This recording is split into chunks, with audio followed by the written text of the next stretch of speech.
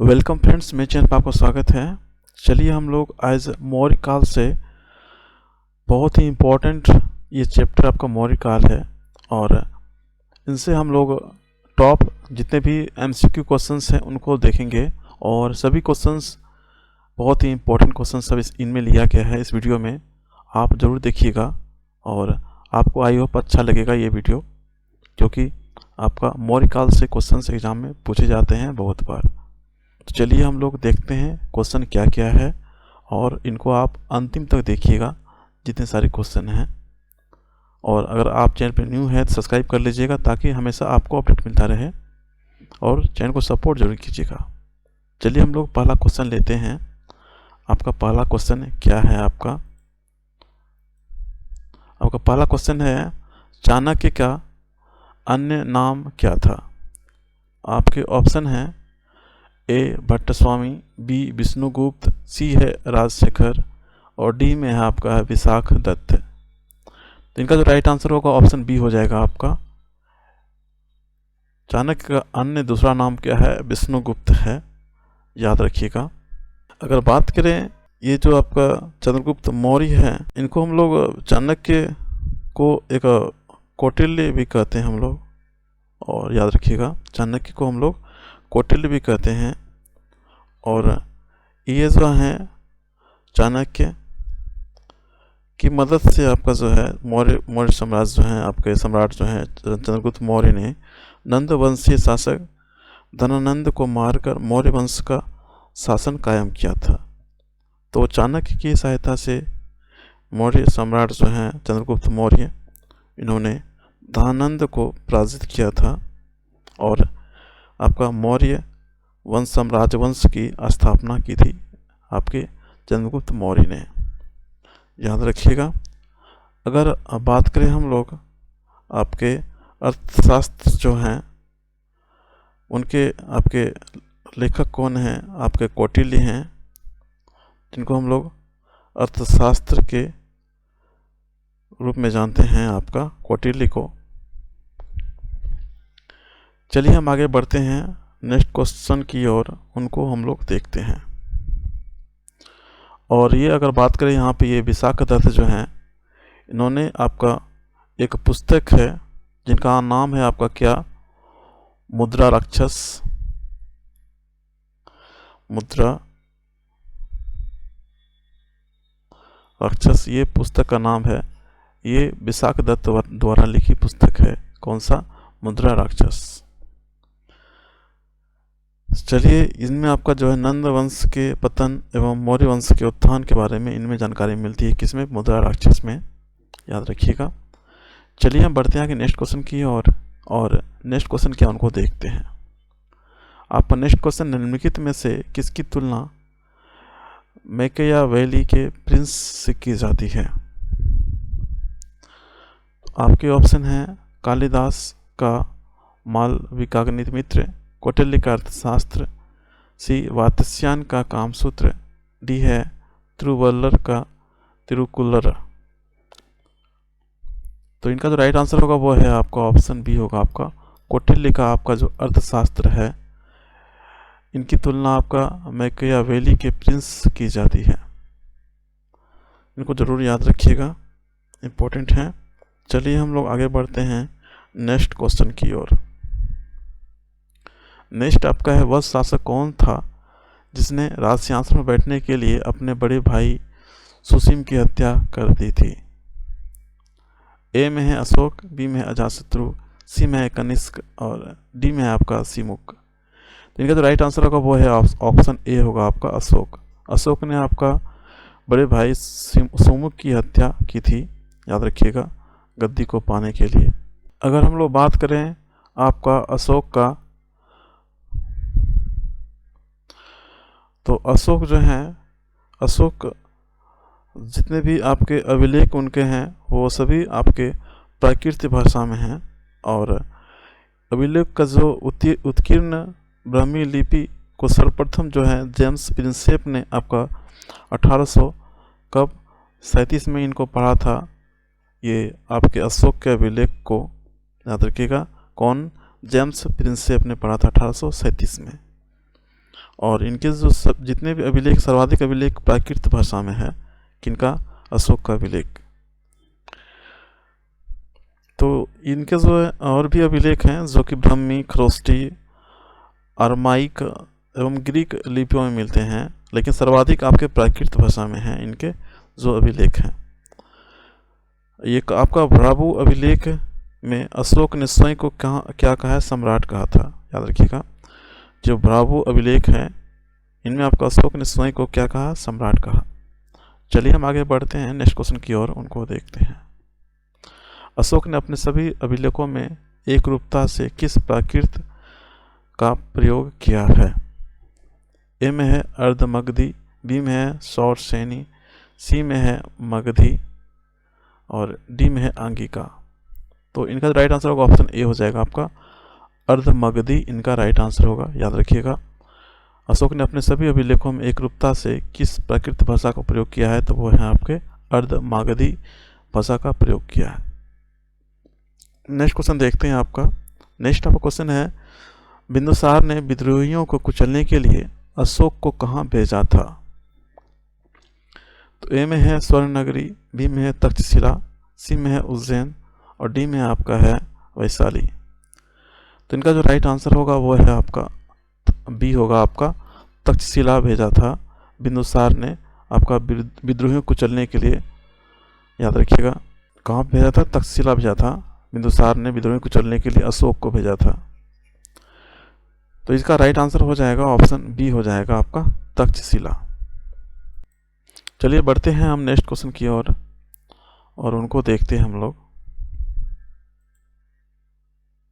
निम्नलिखित में से वह व्यक्ति कौन है जिसका नाम देवान प्रियदर्शी है? तो वो ऑप्शन है आपका मौर्य सम्राट अशोक, मौर्य सम्राट चंद्रगुप्त, सी गौतम बुद्ध और डी में है आपका भगवान महावीर। इनका राइट आंसर होगा वो है आपका ऑप्शन ए होगा आपका मौर्य सम्राट अशोक को देवान प्रियदर्शी कहते हैं। याद रखिएगा, किनको? मौर्य सम्राट अशोक को। बढ़ते हैं हम नेक्स्ट क्वेश्चन की ओर आगे और उनको देखते हैं। नेक्स्ट आपका क्वेश्चन है, कौटिल्य चाणक्य किसका प्रधानमंत्री था? आपके ऑप्शन है चंद्रगुप्त फर्स्ट, सेकेंड चंद्रगुप्त मौर्य, सी में है अशोक और डी में है बृहदारण्य उपनिषद। सॉरी, ये कुछ अलग ऑप्शन आ गया है। तो इनका राइट आंसर होगा यहाँ ए हो जाएगा आपका चंद्रगुप्त सेकेंड के आपका प्रधानमंत्री थे कौटिल्य जो चाणक्य हैं। याद रखिएगा। बढ़ते हैं आगे हम नेक्स्ट क्वेश्चन की ओर, उनको लेते हैं हम लोग। नेक्स्ट आपका है, कलिंग विजय के उपरांत अशोक महान ने निम्नलिखित में से किस धर्म को अंगीकार कर लिया था? तो ए में है आपका जूडिज्म, बी में है बौद्ध, सी में है हिंदू और डी में है आपका जैन।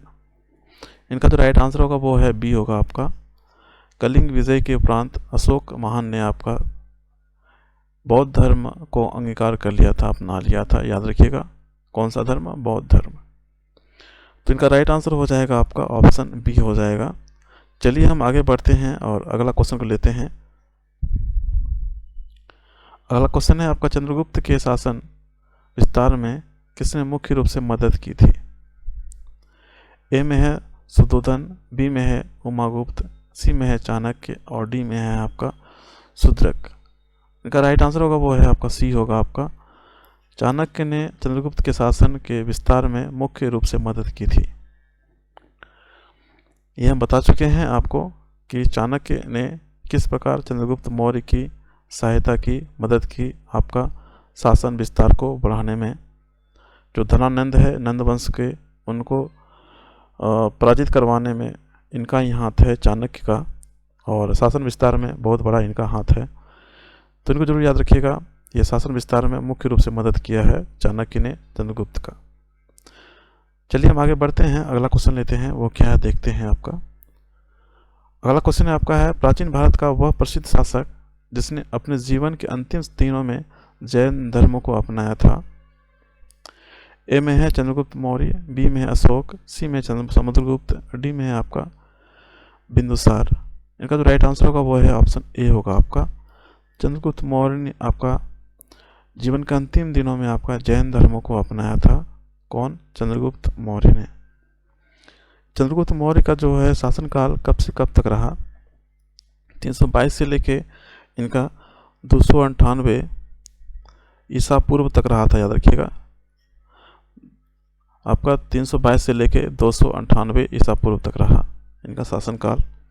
और चंद्रगुप्त मौर्य जो हैं एक स्वेच्छाचारी शासक था और सारे अधिकार अपने ही हाथों में रखे हुए थे। याद रखिएगा। और 305 ईस्वी में चाणक्य की सहायता से चंद्रगुप्त ने पंजाब प्रांत के यूनानी गवर्नर यूडेजमस एवं सिकंदर के उत्तराधिकारी सेल्यूकस को पराजित किया था।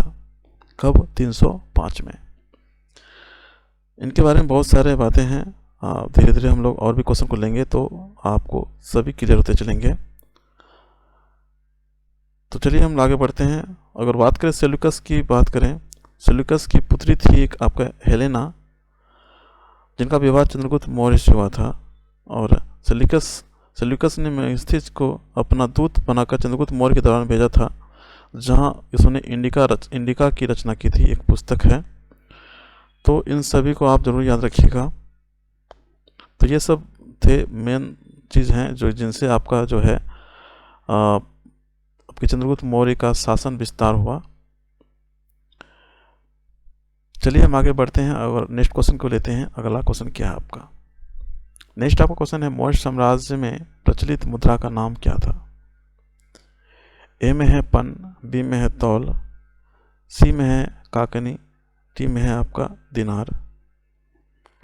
इनका जो राइट आंसर होगा ऑप्शन ए हो जाएगा आपका। मौर्य साम्राज्य में आपका जो प्रचलित मुद्रा का नाम था आपका पन था नाम, याद रखिएगा। और इम्पोर्टेंट है, इनको जरूर याद रखिएगा। उसकी मुद्रा क्या थी? पन था उनकी मुद्रा। चलिए हम अगला क्वेश्चन लेते हैं। नेक्स्ट क्वेश्चन क्या उनको देखते हैं। आपका अगला क्वेश्चन, निम्नलिखित में से कौन आपके मौर्य वंश का शासक नहीं था? ए में है अजातशत्रु, बी में है चंद्रगुप्त मौर्य, सी में है अशोक और डी में है आपका बिंदुसार। तो इनका राइट आंसर होगा वो है आपका ऑप्शन ए होगा आपका, अजातशत्रु आपका मौर्य वंश का शासक नहीं था। याद रखिएगा, मौर्य वंश का शासक चंद्रगुप्त मौर्य था, अशोक था और बिंदुसार था। ये सभी आपके मौर्य वंश के शासक थे, याद रखिएगा, इंपॉर्टेंट है। चलिए हम आगे बढ़ते हैं, अगला क्वेश्चन को लेते हैं। निम्नलिखित में से आपका अशोक का उत्तराधिकारी कौन था? ए में है कुणाल, बी में है बिंदुसार और सी में आपका राहुल और डी में है आपका इनमें से कोई नहीं। और जो कुणाल सही है, वो आपका चंद्रगुप्त मौर्य का उत्तराधिकारी था बिंदुसार, लेकिन अशोक जो था, अशोक सम्राट, उनका जो उत्तराधिकारी था वो था क्या? कुणाल था।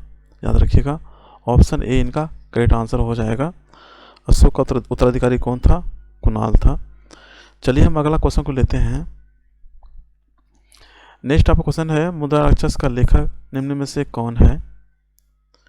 ए में है अश्वघोष, बी में है विशाखदत्त, सी में है कालिदास और डी में है आपका भास। तो इनका ऑप्शन बी इनका राइट आंसर हो जाएगा। विशाखदत्त आपके मुद्रा राक्षस के लेखक हैं। आपका नेक्स्ट क्वेश्चन है, मालवा, गुजरात एवं महाराष्ट्र किस शासक ने पहली बार जीता? आपके ऑप्शन है ए में हर्ष, बी में है स्कंदगुप्त, सी में है आपका विक्रमादित्य और डी में है आपका चंद्रगुप्त मौर्य। तो इनका राइट आंसर होगा ऑप्शन डी हो जाएगा आपका। चंद्रगुप्त मौर्य ने आपका मालवा, गुजरात, महाराष्ट्र जीता था। ये पहला शासक था, याद रखिएगा। कौन? चंद्रगुप्त मौर्य। बढ़ते हैं आगे हम लोग नेक्स्ट क्वेश्चन की ओर, उनको हम लोग देखते हैं। आपका नेक्स्ट क्वेश्चन है, किसने सहिष्णुता, उदारता, करुणा के त्रिविध आधार पर राजवंश की स्थापना की? आपके ऑप्शन है ए में अशोक, बी में है अकबर, सी में है रंजीत सिंह और डी में है आपके शिवाजी। तो इनका जो राइट आंसर होगा वो है आपका ऑप्शन ए हो जाएगा आपका। अशोक ने आपका सहिष्णुता, उदारता और करुणा के त्रिविध आधार पर राजवंश की स्थापना की। वो कौन है आपके? अशोक। अशोक कौन थे आपके? ये बिंदुसार का पुत्र था और बिंदुसार आपका चंद्रगुप्त मौर्य का पुत्र था, याद रखिएगा। और ये जो अशोक हैं ये आपका 273 से लेके 232 ईस्वी तक, 273 से लेके आपका 232 ईसा पूर्व तक ये इनका समय रहा, याद रखिएगा। 273 से लेकर आपका 232 ईसा पूर्व तक। और ये बिंदुसार की मृत्यु के बाद इनका पुत्र अशोक शासक बना, और जो मौर्य राजाओं में सबसे महान हुआ था, याद रखिएगा, इम्पोर्टेंट है। अशोक का जो है, अशोक की माता का नाम क्या था? शुभद्रांगी था, और वो ब्राह्मण की पुत्री थी जो अशोक की माता थी, याद रखिएगा, इम्पोर्टेंट है। चलिए हम आगे बढ़ते हैं और नेक्स्ट क्वेश्चन को देखते हैं आपका। नेक्स्ट क्वेश्चन है, निम्नलिखित में किस शहर में अशोक के शिलालेख नहीं है?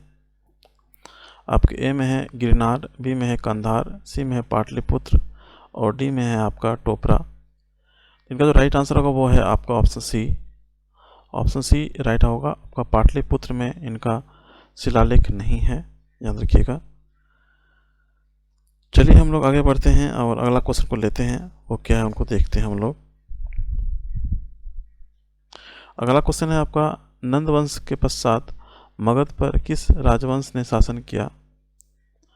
आपके ऑप्शन है मौर्य, बी में शुंग, सी में गुप्त, और डी में है कुषाण। तो इनका जो राइट आंसर होगा वो है ऑप्शन ए होगा आपका।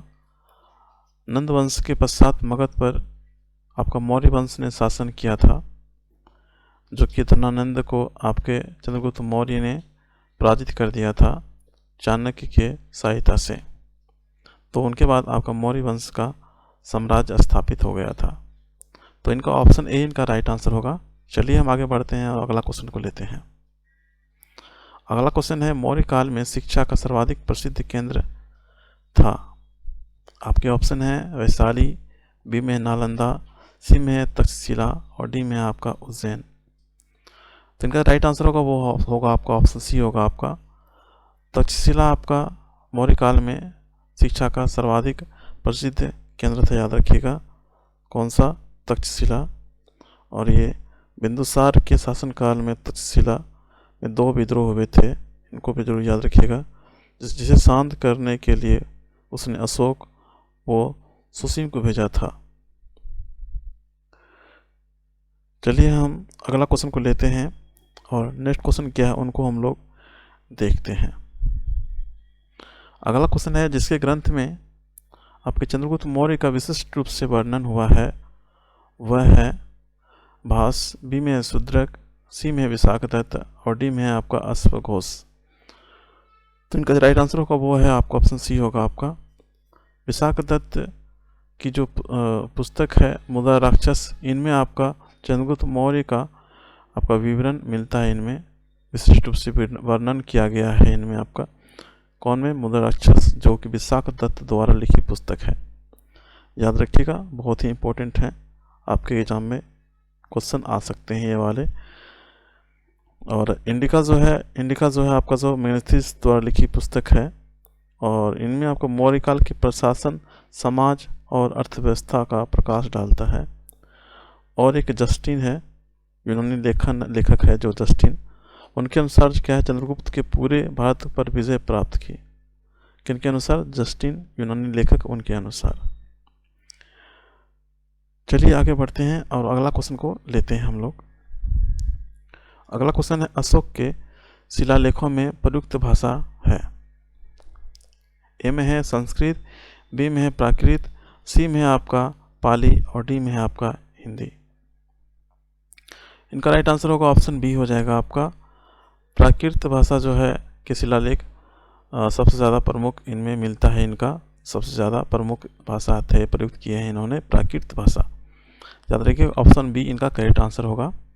चलिए हम अगला क्वेश्चन को लेते हैं, अगला क्या है देखते हैं उनको। अगला क्वेश्चन, निम्नलिखित में से किस मौर्य राजा ने दक्कन की विजय पर प्राप्त की थी? ए में है अशोक, बी में है चंद्रगुप्त, सी में है बिंदुसार, और डी में है आपके कुणाल। तो इनका राइट आंसर होगा ऑप्शन बी हो जाएगा आपका।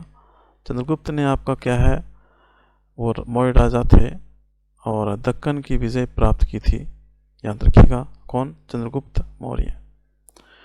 बढ़ते हैं अगला क्वेश्चन की ओर। नेक्स्ट क्वेश्चन क्या है ये देखते हैं आपका। मेगस्थनीज ने भारतीय समाज को कितनी श्रेणियों में विभाजित किया? ए में है आपका 4, बी में है 5, और सी में है 6, और डी में है आपका 7। तो इनका जो राइट आंसर होगा वो है आपका ऑप्शन डी हो जाएगा आपका। 7 श्रेणियों में आपका विभाजित किया मेगस्थनीज ने भारतीय समाज को, याद रखिएगा, इम्पोर्टेंट है। चलिए हम अगला क्वेश्चन को लेते हैं और नेक्स्ट क्वेश्चन को देखते हैं आपका। नेक्स्ट क्वेश्चन है, पाटलिपुत्र को किस शासक ने सर्वप्रथम अपनी राजधानी बनाई? ए में है चंद्रगुप्त मौर्य, बी में है अशोक महान, सी में चंद्रगुप्त विक्रमादित्य, डी में है कनिष्क। तो इनका राइट आंसर होगा वो है आपका ऑप्शन ए होगा आपका। चंद्रगुप्त मौर्य ने आपका पाटलिपुत्र को सर्वप्रथम अपनी राजधानी बनाई थी। किन्होंने? चंद्रगुप्त मौर्य ने, याद रखिएगा, इम्पोर्टेंट है। चलिए हम अगला क्वेश्चन को लेते हैं और वो क्या उनको देखते हैं। किस अभिलेख से यह साबित होता है कि चंद्रगुप्त मौर्य का प्रभाव पश्चिम भारत का तक फैला हुआ था?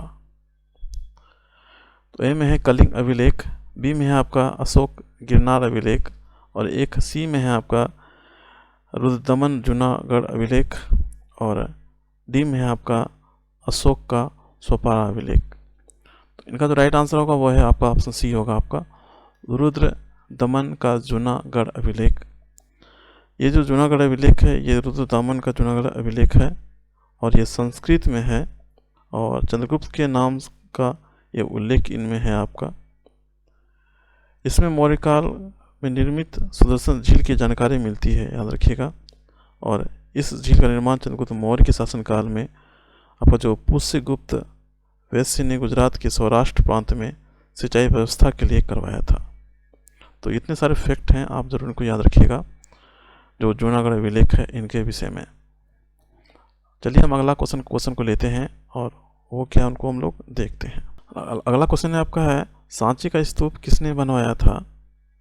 ऑप्शन ए है अशोक, बी में है गौतम बुद्ध, सी में है चंद्रगुप्त, और डी में है आपका खरगोन ने। इनका जो राइट आंसर होगा वो है आपका ऑप्शन ए होगा आपका अशोक। अशोक ने सांची का स्तूप बनवाया था, याद रखिएगा, इम्पोर्टेंट है। और अगर बात करें हम लोग अशोक के अभिलेख से देवान प्रिय या देवताओं के प्रिय और प्रियदर्शी कहा जाता है इनको, याद रखिएगा कि इनको अशोक को कहा जाता है, इम्पोर्टेंट है, इनको जरूर याद रखिएगा। और अगर बात करें हम लोग बौद्ध ग्रंथ दिव्यादान का अनुसार पद्मावती अशोक की एक अन्य पत्नी थी। तो चलिए इतने सारे फैक्ट इनमें हैं, जरूर इनको याद रखिएगा, इम्पोर्टेंट है। बढ़ते हैं हम अगला क्वेश्चन की ओर और नेक्स्ट क्वेश्चन है उनको हम लोग देखते हैं। और भी एक फैक्ट है जरूर याद रखिएगा, अशोक के शासनकाल के समय ही आपका तृतीय बौद्ध संगीति हुआ था, जिनका आयोजन कहाँ हुआ था? पाटलिपुत्र में हुआ था। चलिए हम अगला क्वेश्चन को लेते हैं। नेक्स्ट क्वेश्चन है, अशोक के शिलालेखों को पढ़ने वाला प्रथम अंग्रेज कौन था? ए में है जॉन टावर, बी में है हैरी स्मिथ, सी में है चार्ल्स मेटकॉफ, और डी में है जेम्स प्रिंसेप। तो इनका राइट आंसर होगा ऑप्शन डी होगा आपका। जेम्स प्रिंसेप थे जिन्होंने अशोक का जो आपका शिलालेख है इनको पढ़ा था, याद रखिएगा, इम्पोर्टेंट है। कौन? James Prinsep. चलिए हम अगला क्वेश्चन को लेते हैं और नेक्स्ट क्वेश्चन को देखते हैं। कलिंग की युद्ध की विजय तथा क्षत्रियों का वर्णन अशोक के किस शिलालेख में है? ए में है शिलालेख 1, शिलालेख 2, शिलालेख आपका 11, और एक डी है शिलालेख आपका 13। तो चलिए इनका देखते हैं राइट आंसर क्या होगा आपका। इनका राइट आंसर होगा ऑप्शन डी होगा आपका। शिलालेख 13 में आपका जो है कलिंग की युद्ध का विजय और क्षत्रियों का वर्णन अशोक के अभिलेख शिलालेख में मिलता है, याद रखिएगा। शिलालेख कितना? 13 में, इम्पोर्टेंट है, इनको जरूर याद रखिएगा। और ये आपका एक 14वां शिलालेख है। पहले 13 शिलालेखों का पुनरावलोकन तथा अशोक के साम्राज्य को महाल के विजेता की संज्ञा आपका 14वां शिलालेख में मिलता है। तो याद रखिएगा, सभी इम्पोर्टेंट हैं आपके। इसमें आपका इनके 14 शिलालेख हैं। पहला अगर शिलालेख का बात करें अशोक का, तो इनमें आपका पशुवध निषेध इनमें आपका विषय था, पहला शिलालेख जो अशोक का है। तो इन सभी को आप जरूर याद रखिएगा। अगर बात करें हम लोग दूसरा जो शिलालेख है, इनमें आपका विदेशों में धर्म प्रचार एवं मनुष्य एवं पशु चिकित्सा का उल्लेख है। चलिए हम अगला क्वेश्चन को लेते हैं और नेक्स्ट क्वेश्चन क्या उनको हम लोग देखते हैं। नेक्स्ट क्वेश्चन है, प्रसिद्ध यूनानी राजदूत मेगनस्थिस भारत में किसके दरबार में आए थे? ए में है अशोक, बी में है आपका हर्षवर्धन, और सी में आपका चंद्रगुप्त मौर्य, और डी में है आपका हेमू। तो इनका राइट आंसर होगा वो है आपका ऑप्शन सी होगा आपका, चंद्रगुप्त मौर्य के दरबार में आए थे कौन? मेगनस्थिस आए थे, याद रखिएगा, एक यूनानी राजदूत थे। चलिए हम नेक्स्ट क्वेश्चन की ओर आगे बढ़ते हैं। नेक्स्ट क्वेश्चन आपका, चंद्रगुप्त मौर्य ने सेल्यूकस को कब पराजित किया? आपके ऑप्शन ए में है 352 ईस्वी में, 305 ईस्वी पूर्व में, और सी में 173 ईस्वी पूर्व, और डी में आपका 261 ईस्वी पूर्व। इनका जो राइट आंसर होगा ऑप्शन बी होगा आपका, 305 ईसा पूर्व में आपका जो है सेल्यूकस को पराजित किया था कौन? चंद्रगुप्त मौर्य ने। ये जरूर याद रखिएगा, इम्पोर्टेंट है। चलिए हम अगला क्वेश्चन की ओर बढ़ते हैं आगे और उनको देखते हैं क्या है क्वेश्चन आपका। अगला क्वेश्चन है, अशोक ने 261 ईसा पूर्व में कलिंग को जीतने के बाद क्या किया? ऑप्शन ए में है अपने राज्य की सीमा बढ़ाई, विश्व विजय के लिए निकल पड़ा, भारी रक्तपात देखकर युद्ध की नीति को सदा के लिए त्याग दिया, और डी में है इनमें से कोई नहीं।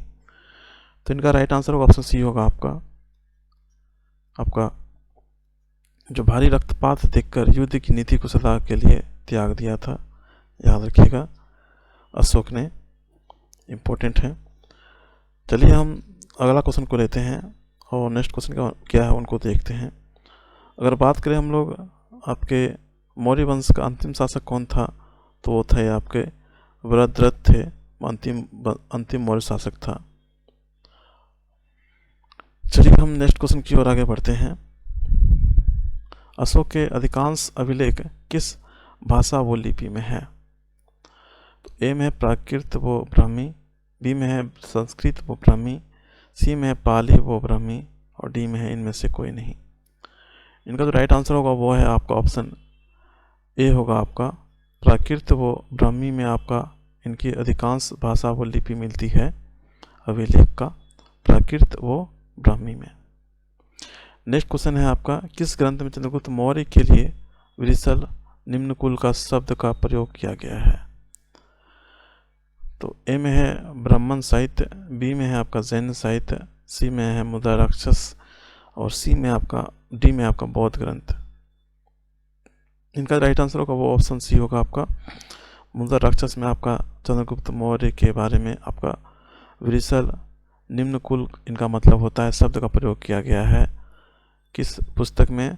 मुद्रा राक्षस में, जो कि विशाख दत्त द्वारा लिखी पुस्तक है। बढ़ते हैं अगला क्वेश्चन की ओर। नेक्स्ट क्वेश्चन आपका, निम्नलिखित में से किस राज्यादेश में अशोक के व्यक्तिगत नाम अशोक का उल्लेख मिलता है? आपके ए में है कालसी, बी में है रूमी दही, सी में है विशिष्ट कलिंग राज्यादेश, और डी में है मास्की। तो इनका राइट आंसर होगा ऑप्शन सी, डी होगा आपका मास्की। मास्की में आपका जो है अशोक के व्यक्तिगत नाम अशोक का उल्लेख मिलता है, याद रखिएगा, इंपॉर्टेंट है। ऑप्शन डी का करेक्ट आंसर होगा। चलिए हम अगला क्वेश्चन को लेते हैं।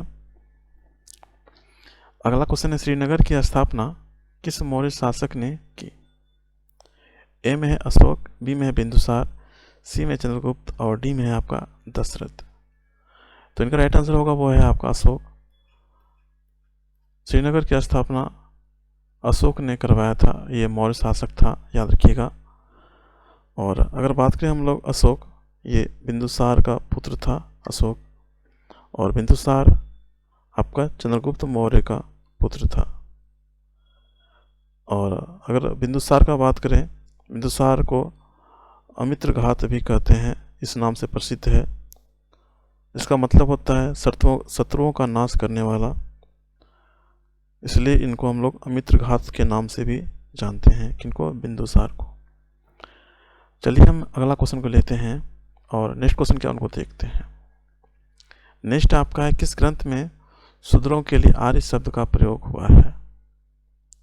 ए में है अर्थशास्त्र, बी में है मुद्रा राक्षस, सी में अष्टाध्यायी और डी में है आपका बृहत्ता मंजरी। तो इनका राइट आंसर होगा वो है आपका ऑप्शन ए होगा आपका अर्थशास्त्री। अर्थशास्त्र में आपका शूद्रों के लिए आर्य शब्द का प्रयोग हुआ है। बढ़ते हैं अगला क्वेश्चन की ओर। और अर्थशास्त्र को लिखने वाला कौन है? कौटिल्य है, चाणक्य जिनको बोलते हैं हम लोग। चलिए लिखते हैं अगला क्वेश्चन, देखते हैं क्या है आपका। अगला क्वेश्चन है, किसने पाटलिपुत्र को पोलीब्रोथा कहा है?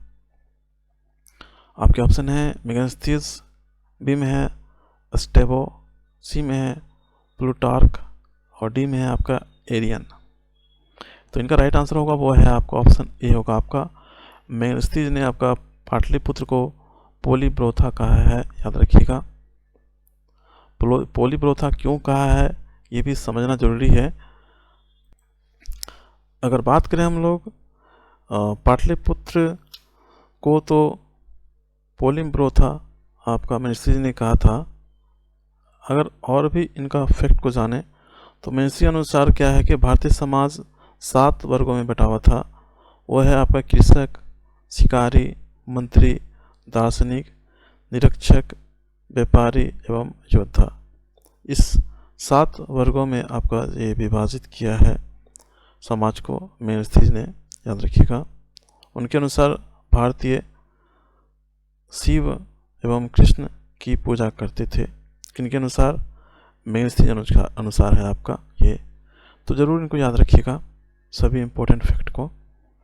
बढ़ते हैं हम अगला क्वेश्चन की ओर। नेक्स्ट क्वेश्चन क्या उनको हम लोग देखते हैं। अगला क्वेश्चन है, मौर्य काल में एग्रोनोमाई किसे कहा जाता था? ए में है भवन निर्माण अधिकारी को, बी में है सड़क निर्माण अधिकारी को, सी में कृषि विभाग का अधिकारी को और डी में है आपका माप तौल अधिकारी को। इनका राइट आंसर होगा वो है आपका ऑप्शन बी होगा आपका सड़क निर्माण अधिकारी जो होते थे उनको एग्रोनोमाई कहा जाता था मौर्य काल में। याद रखिएगा, सड़क निर्माण अधिकारी को क्या कहा जाता था? एग्रोनोमाई। बढ़ते हैं हम अगला क्वेश्चन की ओर और नेक्स्ट क्वेश्चन क्या उनको देखते हैं हम लोग।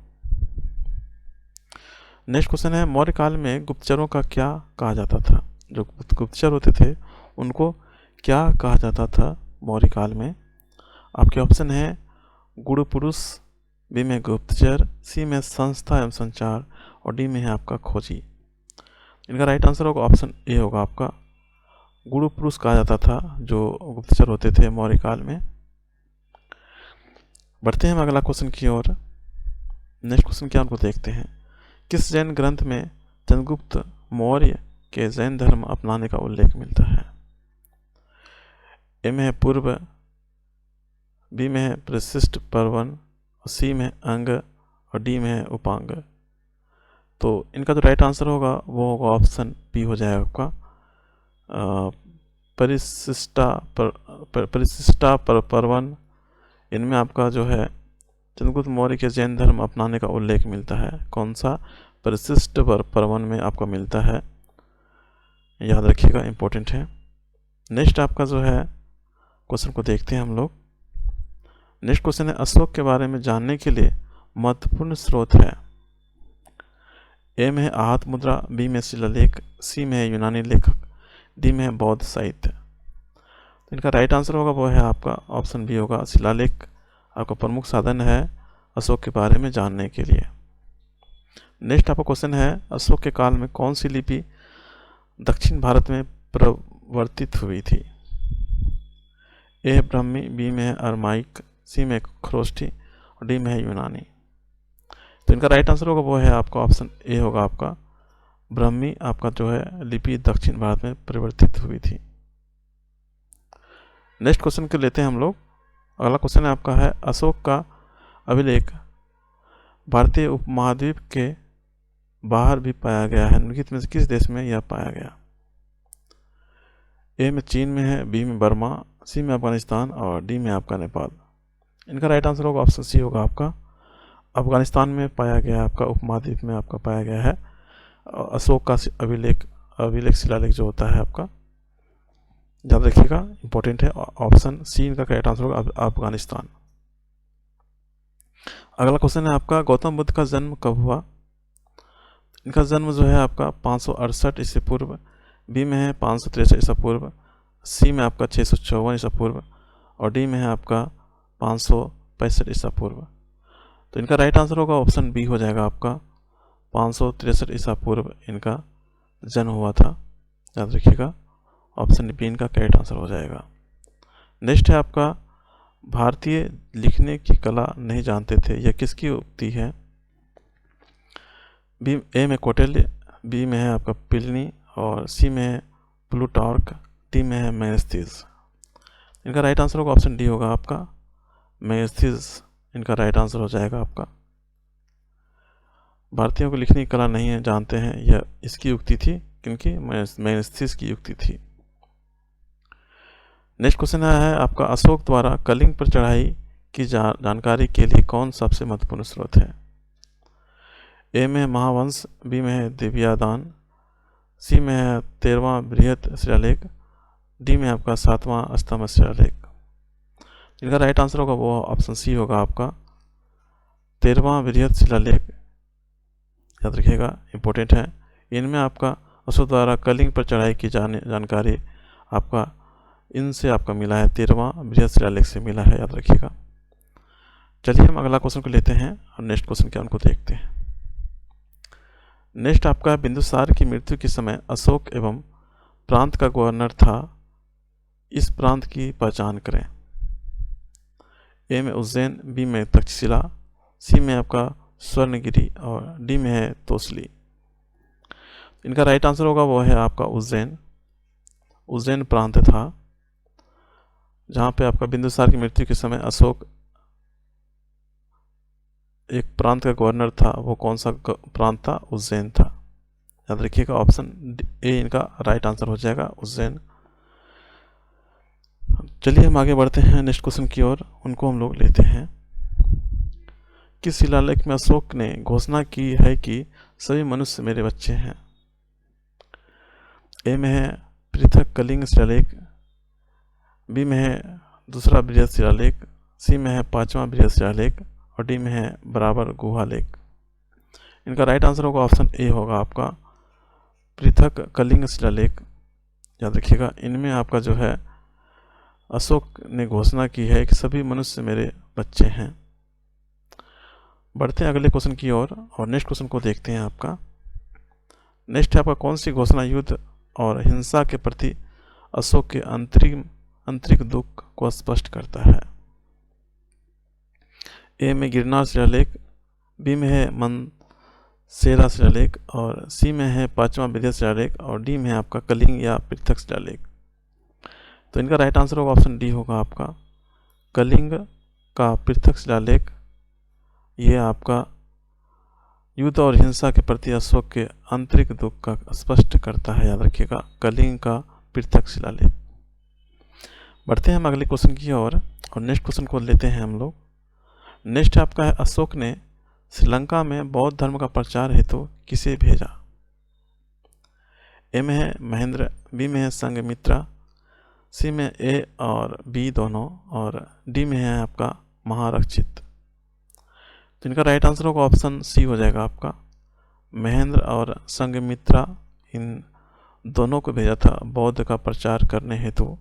कहाँ? श्रीलंका में, याद रखिएगा, कहाँ पे? श्रीलंका में। और अशोक ने भेजा था, याद रखिएगा। अशोक के समय ही आपका जो है तृतीय बौद्ध संगीति हुआ था, ये भी जरूर याद रखिएगा, इंपॉर्टेंट है। चलिए हम अगला क्वेश्चन को लेते हैं, नेक्स्ट क्वेश्चन क्या उनको देखते हैं हम लोग। आपका नेक्स्ट क्वेश्चन है, किसके शासनकाल में डायमेकस का भारत आया था? आपके ऑप्शन है चंद्रगुप्त मौर्य, बी में है बिंदुसार, सी में है अशोक और डी में है कनिष्क। तो इनका राइट आंसर होगा वो है ऑप्शन बी होगा आपका, बिंदुसार जो है इनके समय में आपका डायमेकस भारत आया था, याद रखिएगा। किनके समय में? बिंदुसार के समय में डायमेकस भारत आया था। और अगर बात करें हम लोग बिंदुसार का समय कब से कब तक का है, तो आप इनका समय आपका 298 से लेके 273 तक का है। 298 से लेके 273 ईसा पूर्व तक का इनका समय है, याद रखिएगा। किनका? बिंदुसार का। और इनके समय में ही आपका डायमेकस आया था। और अगर बात करें हम लोग तक्षशिला का, तो इनके शासनकाल में ही आपका जो है तक्षशिला में 2 विद्रोह हुआ था, जिसे शांत करने के लिए उसने अशोक और सुसीम को भेजा था, याद रखिएगा, इम्पोर्टेंट है। और बिंदुसार को ही अमित्र घात कहा जाता है।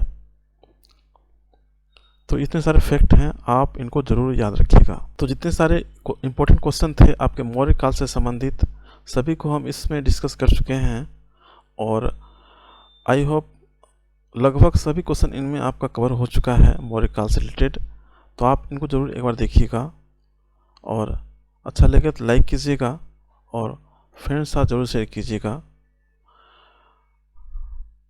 तो ये मेरा चैनल है, आप इनको ज़रूर सपोर्ट कीजिएगा। आप सब्सक्राइब कर लीजिएगा ताकि आपको हमेशा अपडेट मिलता रहेगा। और लाइक कीजिएगा और शेयर ज़रूर कीजिएगा फ्रेंड के साथ में। और ये मेरा चैनल है डिजिटल क्लास मास्टर, इनको ज़रूर आप सपोर्ट कीजिएगा। तो थैंक्स फॉर वाचिंग। आप अपनी तैयारी को अच्छी तरह से कीजिएगा। मिलते हैं हम लोग नेक्स्ट टॉपिक के साथ में नेक्स्ट वीडियो में। तो बस आज के लिए इतना ही था। Thank you, have a nice day and take care.